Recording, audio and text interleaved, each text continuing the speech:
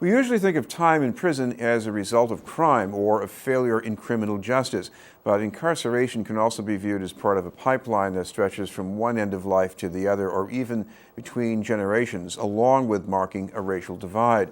That's the larger view encompassed in a book by our guest, now in a revised edition. It's called Locked Up and Locked Down. We'd like to welcome Reverend George Walters-Sleyon. Thank you very much for being with us, Reverend. Thank you very much, Chris. There are a couple of points here that seems to be almost like a door leading into this book, and I guess one of them is your own experience with getting locked up. Well, yes, it was basically, I was going to the University of Toledo on a speaking engagement, and sitting on the bus, this was 2008, sitting on the bus, two Border Patrol officers came over to me, and they asked me for my ID, gave them all my IDs. And he went to the back and came back and said, I'm going to arrest you because you traveled to Canada and Mexico. You are illegal. I said, oh, no, I'm not illegal. I have never been to Canada and Mexico. I'm a doctoral student at Boston University, and I'm a clergy going to the University of Toledo. However, he arrested me, took me into the Border Patrol office, put a bond of $2,000 or more on me. People began to call. And then in the process, I looked at him, I said, look, I've never traveled to Canada and Mexico. He looked at me and said, it wasn't you.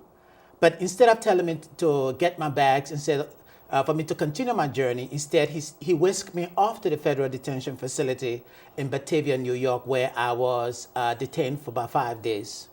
Now, what I think is interesting is not how rough this was for you, but there are some other people who are at this facility for a much longer period of time, and these are people who may or may not have come into the country legally, and in most cases, I guess, didn't even commit what we normally think of as a crime.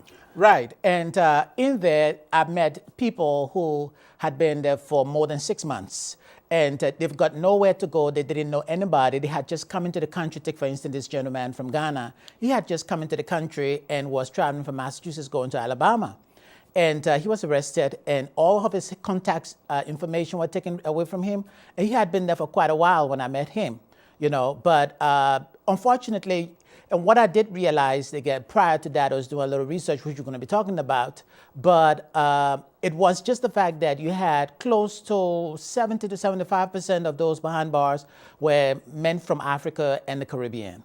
No, what you also found here is not that being locked up is just something between crime and rehabilitation. It's also about a mental state, maybe what you might call a spiritual state, and you felt that you were almost being pushed into that state.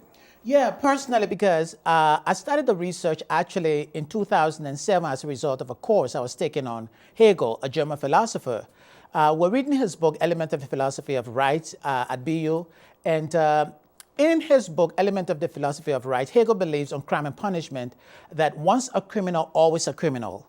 It sparked a level of curiosity in me that I began to ask the question, what about other mitigating factors? What about poverty? What about racial preference in the sentencing process? What about just the criminalization? What about other social factors? If you say once a criminal, always a criminal, then that means you close the door to rehabilitation, you close the door to any form of reform, you know, or adequate reintegration of the former prisoner or the inmate or the criminal, so to speak.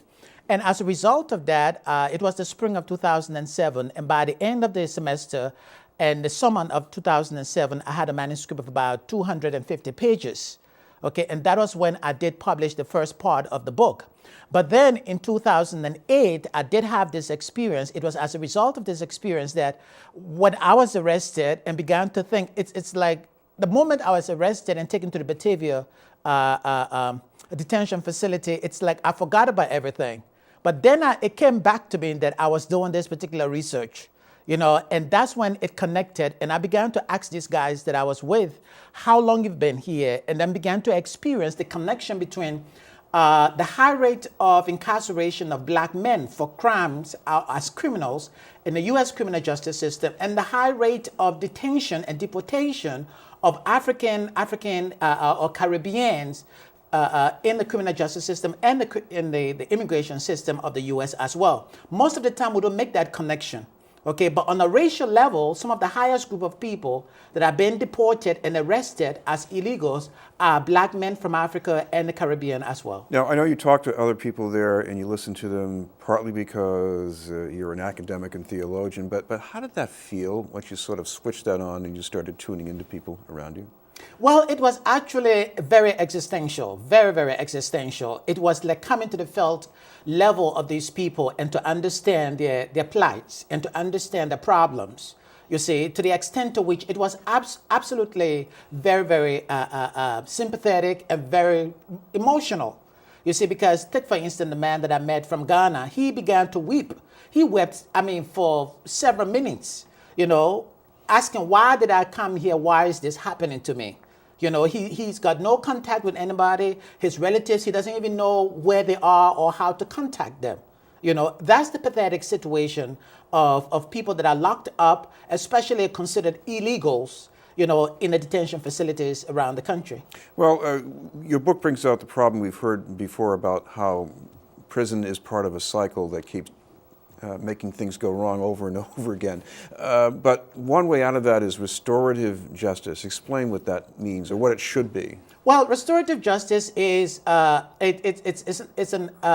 form of sentencing that looks at that's viewed the person as rehabilitative, as the person that can be reformed, as a person that can be transformed, rather than seeing the person strictly from a very punitive and harsh perspective. Because, take for instance, again, Hegel says once a criminal, always a criminal.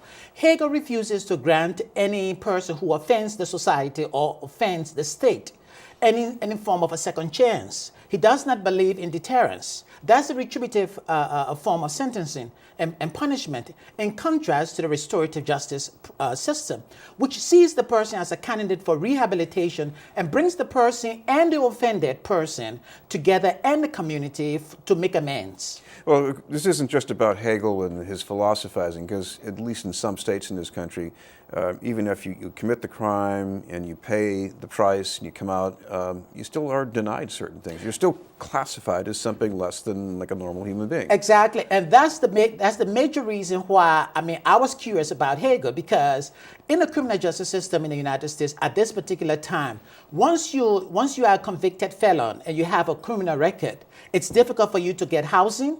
It's difficult for you to get jobs with the federal government. It's difficult for you to get a loan. So now you have a large amount of Americans, especially African American men and minority men, stuck in that criminal justice system and experiencing a high rate of poverty. And the Pew Charitable Trust talked about it, that economic mobility is highly impossible, very, very difficult for those who have offended. And now these people are being considered criminal, not for violent offenses, but the war on drugs, for non-violent offenses that has given them this criminal record and making it absolutely impossible for them to experience some form of socioeconomic mobility in a society, which basically leads to increase in crime and community insecurity. Well, one of the things that people can do about this was some of what you've been doing, talking about reforms around laws on access to criminal records and what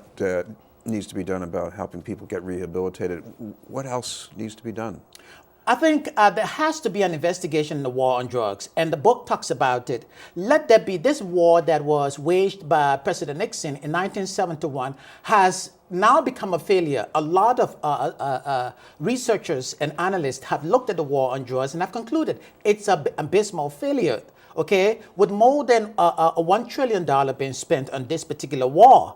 And not only calling for an investigation, but then also calling for some kind of emphasis on training and education and preparation for these people that are locked up in the system at this particular moment, for them to experience some kind of economic mobility. Let there be education and training for those behind bars. Because I feel that it's the intellectual capital of the United States that is locked behind bars as well. Because if these people come out, just imagine there are more than about 2.5 million of them caught in the system right now. They're going to come out ultimately. But if they come out and cannot find jobs and cannot work to feed themselves and take care of their families, eventually what happens, they commit more crimes and go back into prison, and you enter into this perpetual circle of crime, incarceration, and recidivism.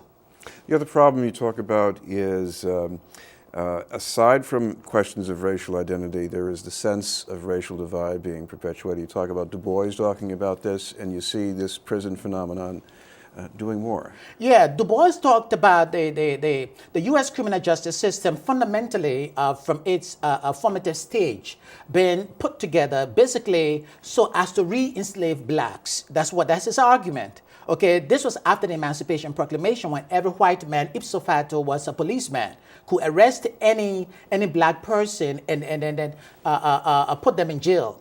But then also what you're beginning to see now in the United States criminal justice system is that black men especially are more than 43 to 44% of those caught in the criminal justice system. And then blacks and black women as well are the highest females, okay, going to jail at this particular time more than their whites and Hispanic counterparts. And then you want to also look at black juveniles. They make up the highest amount of those behind bars as well. So I argue in the book that what's happening in the United States, that mass incarceration has now become a humanitarian crisis, okay, that transcends race, creed, religious affiliation. It's just a humanitarian crisis. Okay, so I refer to the whole issue of the high rates of incarceration of blacks as mass black incarceration. And it is something that is necessary for us to begin to look at from a very strategic humanitarian perspective. What you've also got to look at here is mental health, whether it's an early cause or a byproduct. Well, it's both. I would say it's both, because part of the issue of mass incarceration is that Senator Jim Webb talked about it, that the U.S. criminal justice system, the U.S. prison system is filled with people with mental health issues. You see, so you have the economic issues that gave rise to this mental health issue, the difficulty for people to experience some form of economic mobility, and it's a convoluted issue. That's how I see it. Thank you very much for being with us. Yes, you're welcome.